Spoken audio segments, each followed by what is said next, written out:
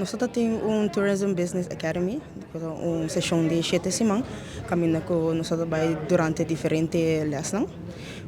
Com pasi un negocio basare ba turismo camina com para mi sorpresa ave me apresenta ave me inta anto pawe tarde me haya saco me gana me apresenta un concepto camina ko persona nang lo ting un tour a base de mira estrella no parte anoche mirando con abonero no ting hopi tours nang parte anoche.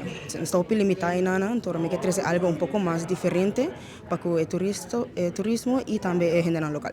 Nós temos a culminação de Tourism Business Academy, um programa de maneira bisa acaba 7 semanas, caminha com nós temos um grupo de 8 participantes que folge o programa aqui, nang folge diferentes sessões, 2 vezes por semana, de diferentes módulos, que lo guia nang de journey zeg maar de entrepreneurship, de turismo voor ons. Enfoque é tariba turismo, nós folge formato existente de KVK Academy, pero caminha tem espaço, nós fazemos adaptação para ser mais relacionada ao turismo.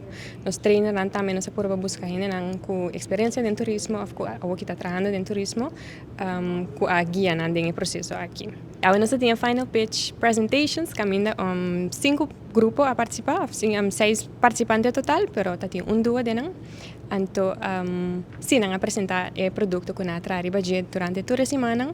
Então, fora dessa aqui, nós temos ganador, que há montante de sangue para começar seu negócio.